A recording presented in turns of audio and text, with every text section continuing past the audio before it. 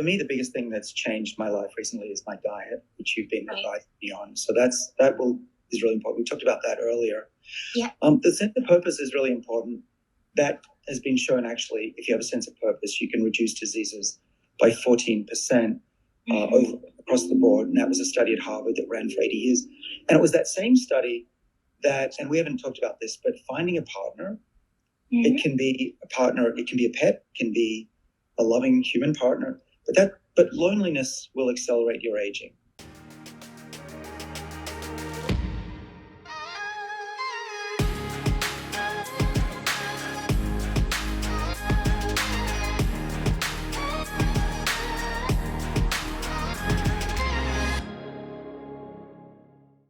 Oh, yay. Hi. Hi. Hello. How are you? Good. How are you?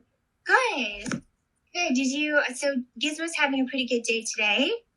I mean, he did cough a little bit, but he's sort of front and center.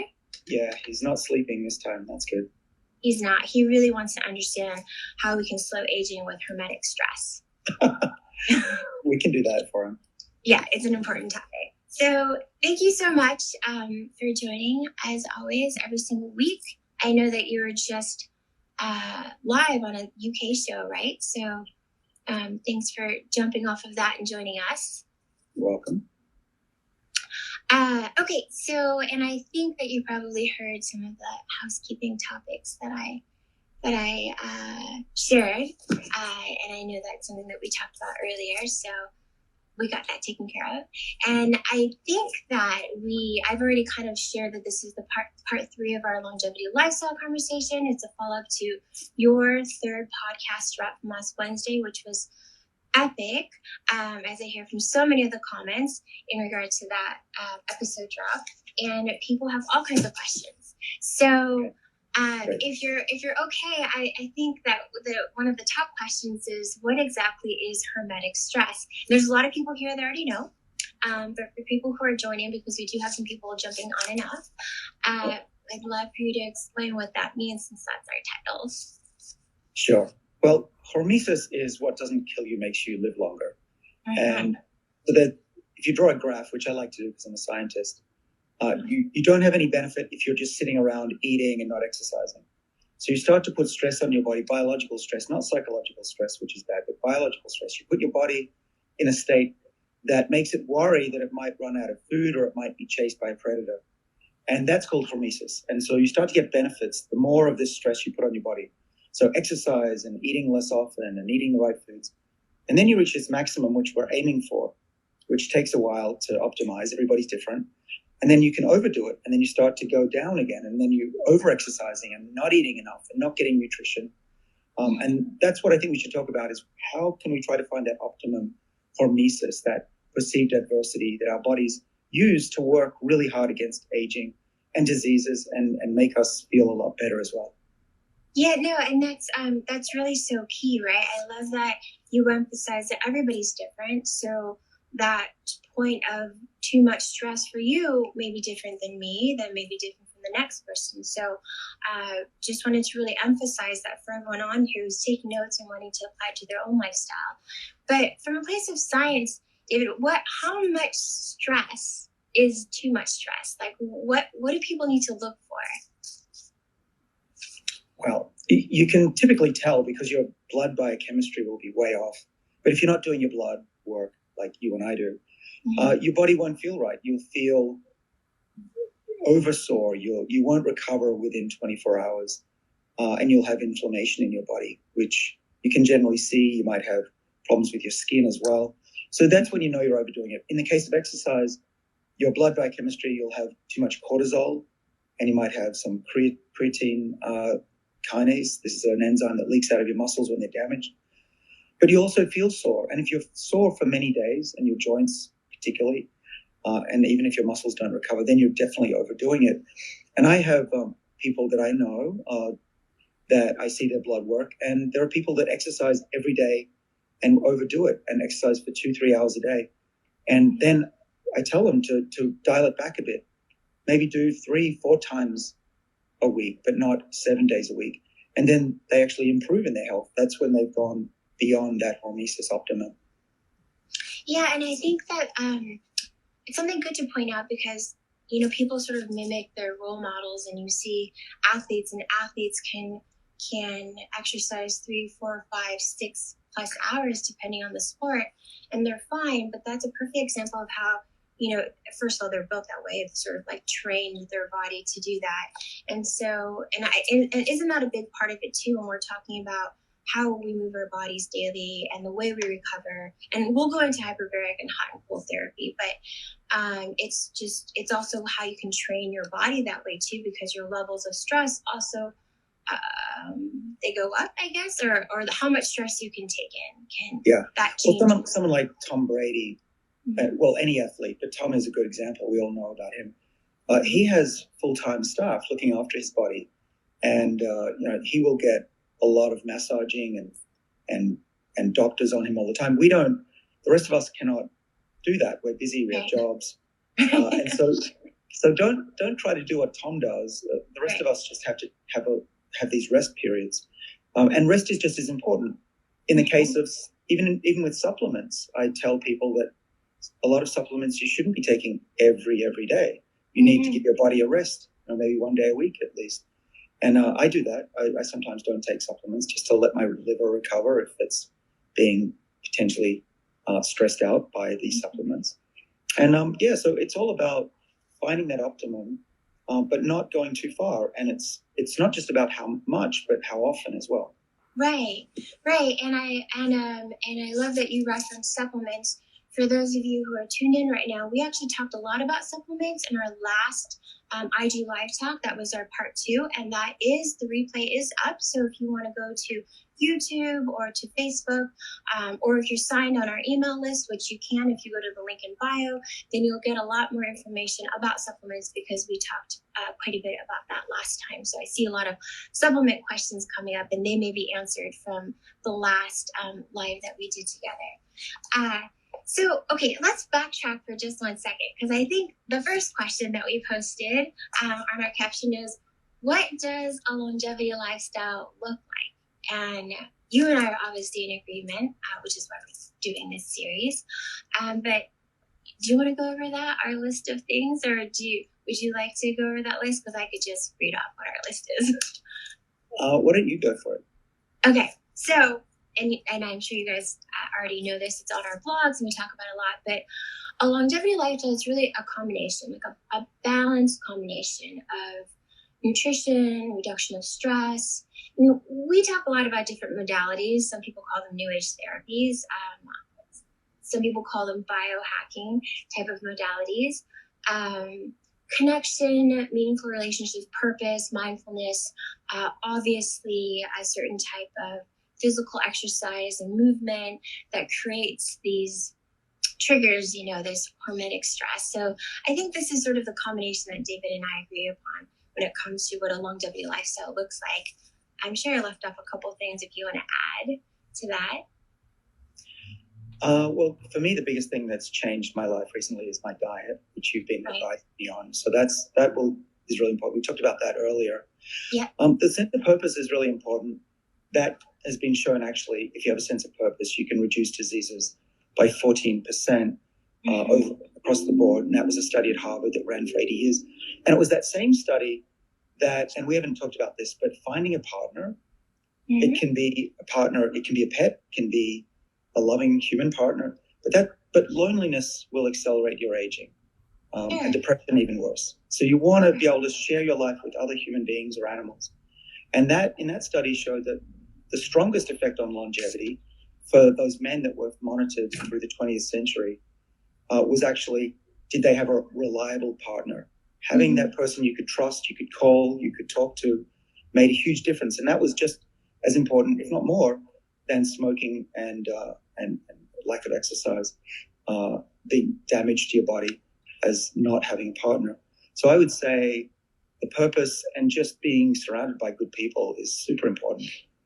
Yeah, your relationships. And this is something that I'm so glad we're talking about this, because you can take all the supplements, that we share, that we recommend, and you can have an incredible diet, which is obviously very helpful. But something that doesn't cost you anything is having meaningful relationships. And David even said that you can have them with a pet. I mean, this would be great for Gizmo to come in. That would be the perfect moment for him to make a cameo, but now he's sleeping off to the side. But even relationships with your pet, these are, in a way, it's a vulnerable relationship, intimate relationships that you can have with other energies or contribute to having longer lifespan. And what you had mentioned earlier about a sense of purpose, there's been studies, I think, at Stanford, right? That you can, the study at Stanford and also the University of Washington or Washington Hill, I think. Washington Hill University, yeah. Yeah. That linked a sense of purpose to better cognition, cognitive function, and longevity. So these are things that are equally important to nutrition and exercise and supplements, all of that. So, okay, so I'm glad we covered that, and maybe we'll put a link to these studies in our notes so people can look it up. So that Harvard study is Robert Waldinger. Yeah, that's one of the things we want to do is make sure people can look up these references later. Yeah, so if you go to the link in both of our bios, and I'll kind of remind this throughout our chat about David's podcast, which drops every single Wednesday. And so I'm sure most of you have already listened to it, but on Wednesday, the new one drops. You can go to the link in our bio, and there will be a link to sign up for a list and a landing page of all our resources. And you'll get an email with links to all the studies that we referenced during our chats, and just talking notes and different points and different bits of resources and information. So if you're interested in that, I would highly recommend that you go to the link in both of our bios or one of our bios and sign up for that. Okay, so there's so many questions that I haven't even taken a peek at yet.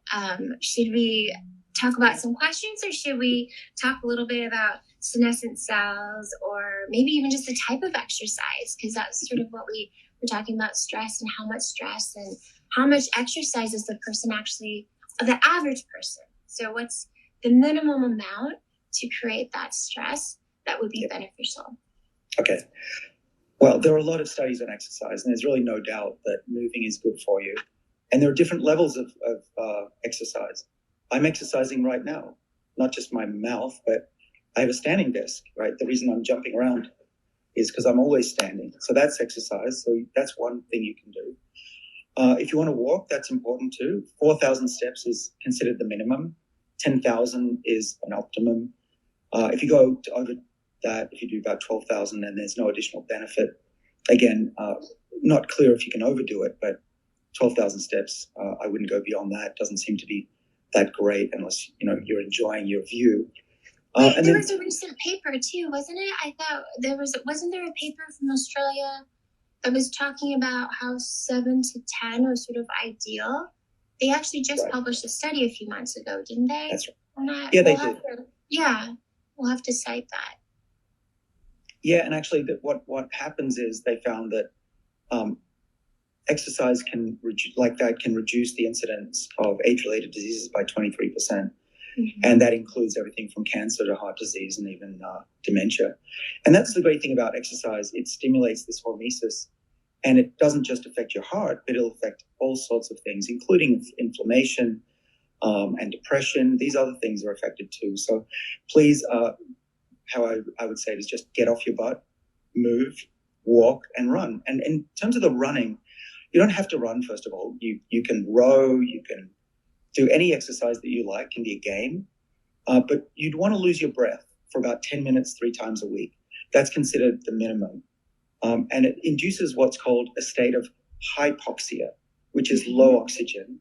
And when you have low oxygen, a few things happen. Your mitochondria start to produce free radicals, and the mitochondrial response is also hormesis. We call it mitohormesis. And then you get activation of AMPK due to low energy and the free radicals. And that leads to this hormesis protective response. You'll have better insulin sensitivity. You'll have lower blood glucose levels, which is very healthy. And you'll start to build up muscle. Now, you also, not just building up muscle, what you also need to do is to have better blood flow. And hypoxia will induce a protein called hypoxia-inducible factor number 1. Bill Kalin, a colleague of mine at Harvard, discovered this thing, and he won a Nobel Prize a few years ago for it. Mm-hmm. And it's a big deal because hypoxia-inducible factor 1 controls very important pathways related to health and aging. not least of which is inflammation. And so by becoming a little bit hypoxic, you will turn on this defense pathway as well. And people ask me, how do you know when you've done enough hypoxia? Mm-hmm. Well, if you cannot carry out a conversation easily, you know you're in a good state. You want your heart rate to be, well, over 100, but you don't want to get above 150, certainly for somebody in their 40s and 50s. And so you can overdo it as well. But yeah, just 10 minutes is all it takes a few times a week. It's not that hard. So just to clarify, it's if you can't carry out a conversation when you're in the middle of exercising, right? So that's what I mean, yes. Yeah, just to clarify, because there's 2,500 of us on here, so some people might not have gotten that. So just to clarify, it's if you're out of breath during a workout and you're having a slightly challenging time having a conversation, then that's the place where you want to be at. Okay, great. So thank you for sharing that. There was a lot of questions about that. And what type of exercises do you do to achieve this state? I know you recommended HIIT. Yeah. So I used to go to the gym every week. The pandemic put an end to that. But at home, what I like to do is stand up, walk. I very rarely sit down anymore. I like to go for walks outside, though. In Boston, I'm now looking at the Charles River in Boston. It's frozen over, so I don't go out as much. But I used to walk almost every day along the river, try to jog a little bit, lose my breath. I have a treadmill. And then on top of that, I have a gym in my bedroom. So I don't use it as much as I should recently in the last few months. But I would use it every other day in a typical time of year. And that's very important. Let's talk a little bit about maintaining muscle. So you can have a number of ways to keep muscle and build it up. Obviously, lifting weights is one way. It's very good for both genders and additional genders. We know that you can do Pilates, and that is very useful as well. You do Pilates. I do weights. I typically have weights around me, whether I'm working or in my bedroom. And I work on the big muscles because the legs and the back, and they keep my testosterone levels reasonable. So I'm 52 now, and my testosterone levels should be declining with age. But also having those big muscles around my hip will prevent me from falling over and hopefully not breaking a bone, which is also a leading cause of death in the elderly. So there's all sorts of reasons for maintaining those muscles. But also you'll feel better, right? You'll look better, no question, but you'll feel better. You spring in your step if you've got better hips. You just feel better. You stand upright. Your posture's better. So there's so many reasons to maintain and build up your muscle mass. Now, the question is it better to be Mr. Universe? I talk about this with Andrew Huberman, the podcaster and professor at Stanford. And he's obviously a lot stronger, bigger than me. But if you look in the nursing homes, you don't see bodybuilders. You see people that are very fit and very lean. And we know that body type is the one that lives longer. But I don't think he's going to give up his daily regimen just because of that. Yeah, there was some questions actually about focusing on muscle and bone strength as opposed to focusing on how that affects our mTOR levels. So that was an interesting question. I don't know if you want to jump in right now and sort of address that before we talk about other modalities and therapies for helping the recovery process with some of this physical activity. Yeah.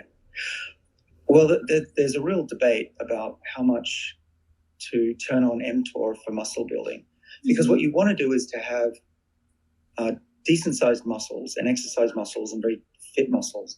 But some of the things that I talk about, such as fasting, vegan and vegetarianism, and even taking metformin, can affect your ability to build up large muscles.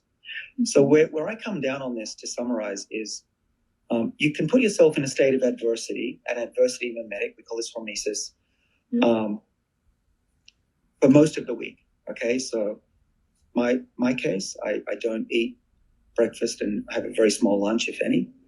I take metformin, and I try to not take too much sugar, and certainly not a lot of amino acids in the form of animal meat.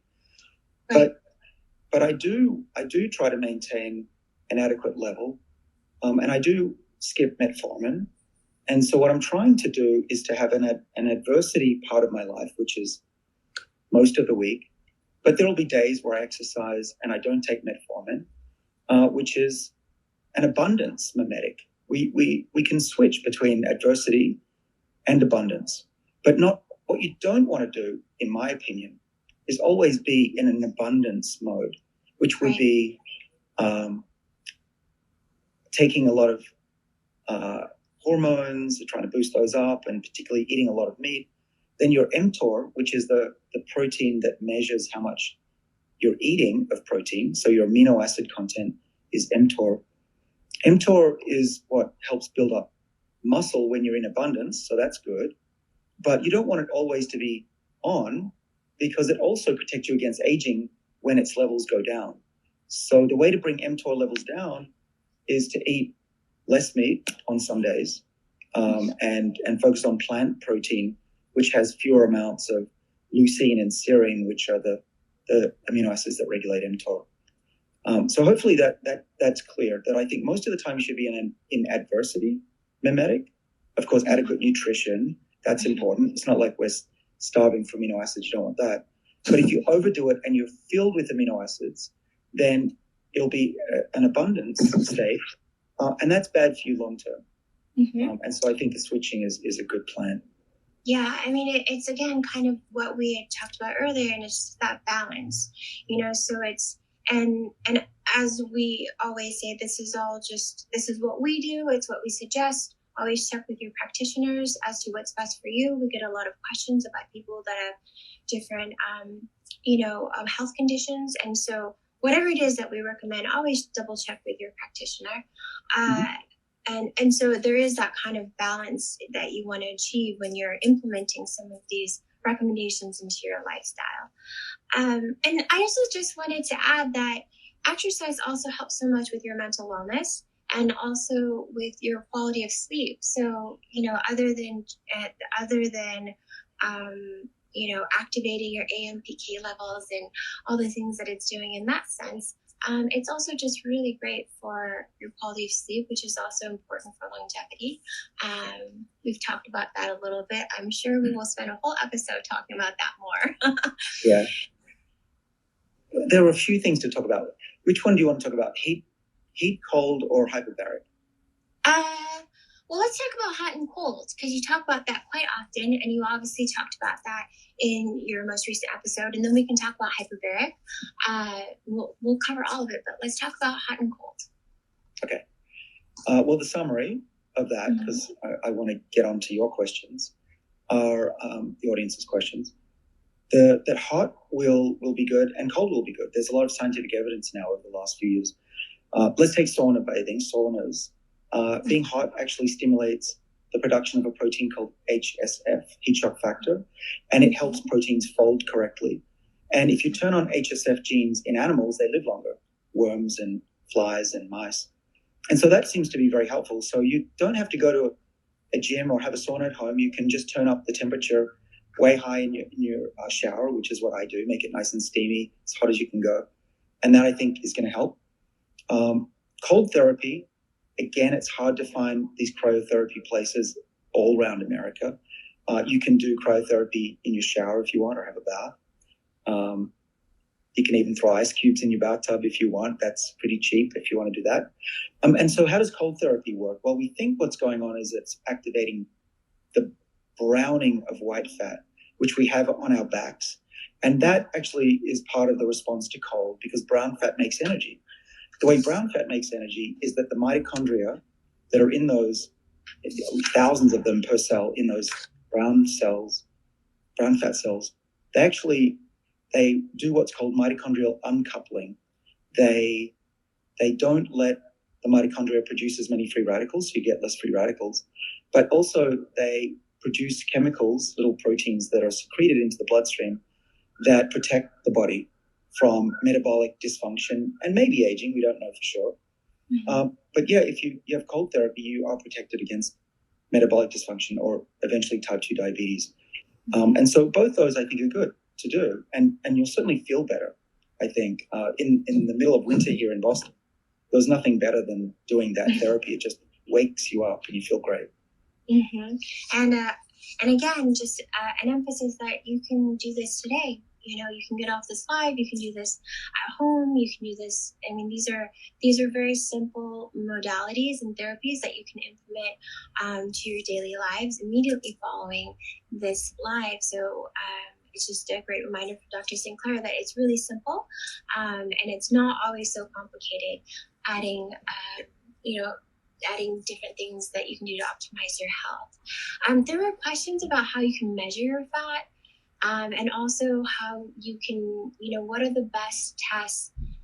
And we have an audience that's international, right? So not everyone has the same access to all the same labs and tests, but just because we've talked about it so much in the last few lives and also here today, what are some basic tests that you could recommend people do if they have access to them to get some of their markers, so they have a way of measuring whether or not the supplements are making a difference, if the diet's making a difference, questions about how they can tell how much of the different types of fat they have in their body. Yeah. Well, the easiest way to do that is to look in the mirror and stand on scales. You want a BMI. Someone like me, a BMI of 22 to 24 is optimal. It depends on your gender and your race, actually, which is optimal. African Americans are healthier if they have a slightly higher BMI by 1 or 2. But yeah, standing on the scales is important, and it helps to track your body weight over time. So you can have a little book there if you want to lose a bit of weight. But you can start to tell that you're becoming the lean type of physiology or physique. I'll talk about men. Serena, you can talk about women if you want. But for men, you start to, I don't know if you can probably see my chest, but you start to lose what's called the subcutaneous fat around your body, under your skin. You'll lose your love handles. And then what starts to happen is you'll lose your visceral fat, which will come eventually, and you'll see that your liver will weigh less, and you'll start to lose weight as well. And it's actually that visceral fat that is the one that's toxic. It's the fat around your organs, which of course you cannot see. But the best indicator that you're losing visceral fat is that you've now lost the surface fat that I was describing. Other things you can do, your doctor could give you a DEXA scan. It's a very low X-ray scan. That one's a little harder to get, but that works well if you want to go a little bit more technical. But the way I do it is I look at my blood work. You can have your doctor do a blood test, look at triglycerides, which are little fats in your bloodstream. You want to look at your cholesterol, of course, as well. The LDL is the bad and HDL is the good. There's another one that you should ask your doctor about called LP bracket little a, and that's probably even worse than looking at the total cholesterol. If you've got high levels of LP little a, about 25 to 30% of us do, myself included, that's really bad. And so, yeah, ask your doctor for LP little a. That's a good tip, actually. Great tip. So there were a bunch of questions about that. And let's talk a little bit about, some people did ask about the core temperature. So if they're going into cold therapy, is there kind of like an ideal core temperature that they want to get down to? And of course, you're not going to get there just doing a really cold shower, but that's still really helpful. I think this is for people who are doing ice baths, for example, or cryotherapy. Is there a core temperature that you would recommend, or that it starts to become beneficial or more beneficial? Well, it's not actually known. The standard therapy from experts that I've talked to, it's 3 minutes if you're really good at it, 4 or 5 in water that has ice in it. Okay, I think beyond that, it's extreme. If you're at 4 degrees Celsius rather than 1, then you can actually go for 10 minutes, and I've gone as far as 15. But that's basically You've gone 15 minutes in an ice bath? Well, not with ice, just 4 degrees. This was at the gym. But it was very painful. I was very numb at the end of it. It's a really long time. Okay. Well, I'm a whiz when it comes to cryotherapy. I'll go 2 minutes, and sometimes 3. I think it also kind of depends on your size, and then you want to take that into consideration. You know, some people who have more mass, they can be in there for longer. Their core temperature, their body core temperature doesn't drop quite as quickly as someone who's, say, my size. You know, when I'm in there for 2 minutes, my body temperature drops down quite quickly. So I would say keep that in mind if you're going to like a wellness center or somewhere that offers cryotherapy or cold plunges. You know, maybe ask someone there what temperature, you know, how long you should stay in for. Cryo, I do 3. I find the first 2 minutes are easy. The last minute, by the time I'm done, I'm shivering. So then you know you're up when you can't stand it anymore. Yeah, it's brutal. But so good. And actually, for those of you who do cryotherapy, sometimes there's benefits to going in for 2 minutes and then coming out and warming up and then going back in for another 2 minutes. Different people have different methods, but you could try that. So, and then, Wim Hof, actually, thank you, Robin, for that. We should have referenced Wim Hof. He's such a fan of the ice bath and cold plunge and also breath work. So I think right now it'd be a great time to kind of talk about breathing, breath work, oxygen, and maybe some hyperbaric therapy and how HBOT plays a role in regenerative health. Right. So let's start with breathing. Mm-hmm. Okay. Okay. So I'll tell you that I've started doing breath work at night. That's when I focus mostly on it. During the day, I'm not very good at it. But I do find calming the mind and breathing with intention is enormously beneficial, and I sleep better. Speaking of temperature, I forgot to mention, my bed actually reduces temperature at night to allow me to sleep better, and that's been wonderful. I try to sleep with fewer covers, so I'm a little bit cool at night, and that also we think is beneficial. But yeah, breathing. Serena, tell us about how you do breathing exercises. I think you probably do a lot more than I do in that regard. Oh, well, obviously I'm a big fan of meditation and also breath work. So breathing does different things. You know, we can do, there's so many different types of breath work. And what I typically do is just something that's slow and easy. It's almost like box breathing. I do 4 counts in, I hold for 4 counts, I breathe out slow for 4 counts, and then I pause. So the whole process is only about 16 counts. And I've done it before on here, and we can post a link to a video where I do it. But you're breathing in really deep, and it just slows your heart rate. It slows your mind.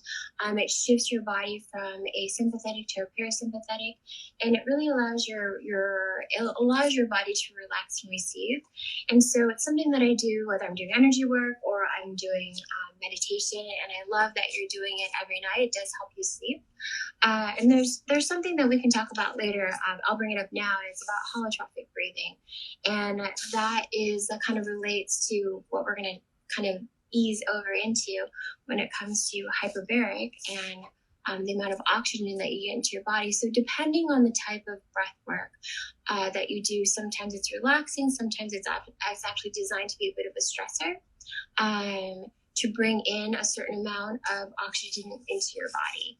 We didn't really cover that just in our chats, David, but I think it'd be kind of cool to talk about in a different episode. It's just like the different types of breath work and what it's doing and how just certain types of breath work is actually triggering the amount of stress that we want and hypoxia. And, you know, we can dive into that in a minute if you want to transition over into hyperbaric and HBOT. Yes, let's do that. So if you haven't heard of HBOT or hyperbaric oxygen therapy, it's a really interesting, relatively new wave. I know, Serena, you've known about this for years. You're always ahead of the curve on these things. But it's reached public consciousness over the last 2 years because of a study that came out from Israel from some colleagues that I know. Mm-hmm. And in fact, I visited their facility a couple of years ago before the pandemic and was pretty impressed with the data that they showed. Mm-hmm.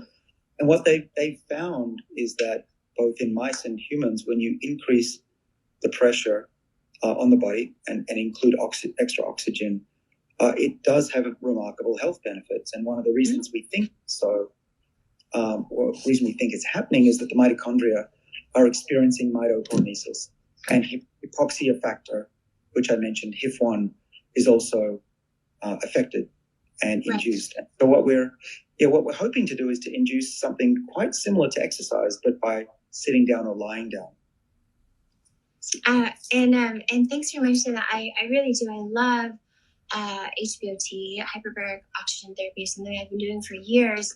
And we actually have a blog about it on our website. And I think you do too, right, David? Or if not, it'll be in the link on the landing page and all the information we send out. But we do have a blog on my website that kind of gives you a little bit more detail about it, expands on what David was saying and how it actually helps with mental wellness. It can help with aging. It can maybe prevent your telomeres from shortening. There's memory improvement. There's so many things, and you want to be able to get that pressurized treatment at certain levels to really get those benefits. I also recommend it for different types of therapies and for tissue regeneration and healing from surgeries. So there's a lot of benefits to hyperbaric oxygen that beyond just regenerative health. There's so many benefits to it. Oh, there's one more, Serena. So that the study in Israel showed that you could reduce the number of senescent T cells in the body. And senescent cells build up as we get older, and you've got to get rid of those. And if you do that in mice, they live longer. And there's really good studies now coming out from Mayo Clinic by a professor whose name is Jim Kirkland, showing that by eliminating senescent cells, he's using some polyphenols that I'll mention in a second. But these senescent cells are really bad. They sit in the body, they don't divide, they stop growing, and they put out inflammation factors, inflammatory cytokines, they're called. And they accelerate diabetes. And we think all of the aging processes that go on. And so HBOT was shown in this Israeli study to eliminate some of those senescent cells, which is really exciting. Yeah. And we've actually talked about in some of our past chats, other ways that you can also reduce those senescent cells, different supplements, and sometimes peptides as well. So we can go into that. Let's tell people. Go ahead. Yeah, sure. I'm getting an 8-minute warning. Okay. So we can rapid fire through some questions. But let's talk about 8 minutes, senescent David. cells. What should we focus on? Okay. Well, senescent cell elimination, I was surprised that you knew just as much as me about this. But I'll go ahead. So there's one chemical, one plant molecule, which is made by stressed plants, which, we love. It's called physetin, Fisetin. You can buy it. Look for a reputable supplier, make sure it's near 100% pure. And it's been shown in mice to extend their lifespan, and there are clinical trials right now in people to look at this plant molecule to kill off senescent cells. And I take that not regularly, but I have taken it to kill off senescent cells. Yeah. It's interesting. We found in 2003 that it extends lifespan of worms, so it's good stuff. Anyway, what should we do? You hit me with quick Q&A.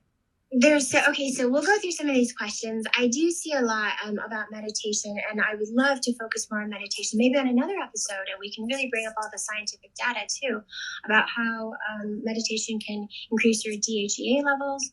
Maybe you can jump in and explain why that's a good thing, along with some of the other. Right now, well, DHEA. Yeah. DHEA is a hormone that declines with aging. It's one of the best predictors of longevity. You can use it to estimate your biological age. And a supplementation with DHEA, plus a combination of metformin, which we've talked about, which activates AMPK, plus a little bit of growth hormone, actually reversed biological age. This was Greg Fahey, a scientist that Serena, and I know, who's done great work out in California. And what Greg is now showing is that, you can take people back 2.5 or about 2 years in biological age based on their clocks. But he's showing that if you do it multiple times, you can go back even further. And what's exciting about that is, remember, you only need to go back 1 year every year to have a lot longer lifespan. That's true. Or you could go back 2 or 3 or 4. We'll teach you all the ways. But they are just suggestions, you guys. That's all there is. Okay, well, there are questions about, let me see, I'm going to go to the Q&A here. There was some from before. This is a great question. It's asking about how isn't cold therapy stressful for the body, and so there is, and this person might have just jumped in a little bit late. We are doing things to stress the body, but that's because we want to create little stresses. Dr. Sinclair can answer that question. Yeah, it's hormesis. It puts the body in a fearful state that it's worried about surviving. So skipping meals and exercising are one way, a couple of ways to do that. But yeah, we don't want to overdo it. And it's not psychological stress, it's biological body stress. Think of it that way. And there's an optimum we talked about. You'd want to skip some meals, do 10 minutes 3 times a week of exercise, lose your breath. And that seems to be optimal for an average person, though nobody's average. So you need to make sure you're doing it right and measure things.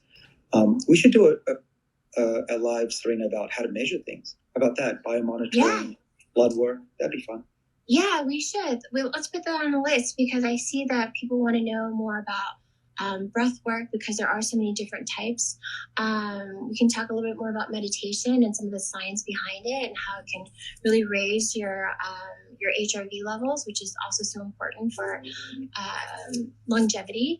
And then there are a lot of questions about growth hormone, because you just happened to reference Dr. Fahey's trials in his work.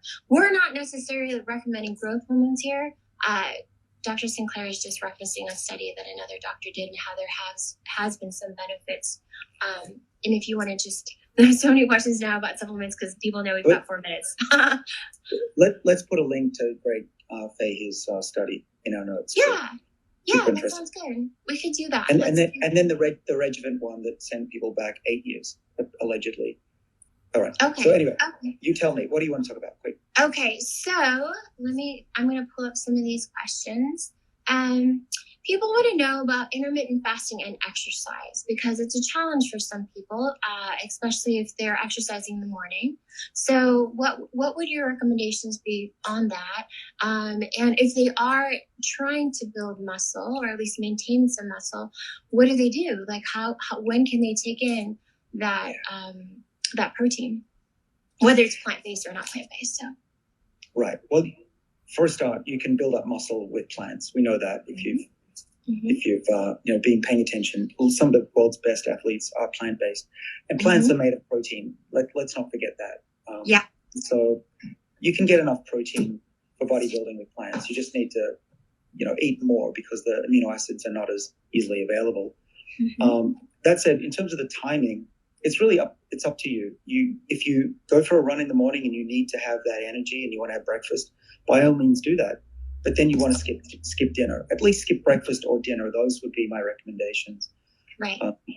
So that it's up to you. And then in terms of running on an empty stomach, some people enjoy that. I have no problem with that, as long as I'm filled with liquids.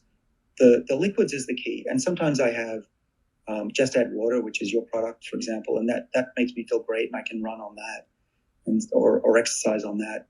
Having something in the stomach is the key. So some of the questions that came in even before the live is, if people want to implement fasting, as you recommended, whether it's at least a minimum of 12 hours, like we've talked about, maybe 14, should they then work out after this fasting period to kind of achieve the goals in terms of stress and just that balance that you were talking about at the very beginning of our chat? Yeah, I think it makes sense to work out a few hours after a meal, or a couple of hours. There's a postprandial glucose spike that you get. And so one way I used to do it when I used to work out a lot more was to eat dinner early and then let my stomach settle. In a couple of hours, or at least 1.5, I go to the gym then. So that works as well. So you'll know what feels good to you. And I think in terms of turning on mTOR, which is what you want to optimally build muscle, you can have a little bit of protein from plants potentially, but meat if that's what you want in your body during the muscle building process, or Pilates, or whatever you want to do. Well, great. Okay, you guys, I know there's still so many questions. I hate having to cut Dr. Sinclair off, but we are at time because we have another live that's coming up after this, which we try to not do on the days that we do these series. But send your questions in. There's a text, there's a phone number you can text in both of our captions on my profile. Sign up the link in bio and you'll get the replay to this and all of our notes. And remember to tune in and download and gather your questions after David's next podcast drop on Wednesday.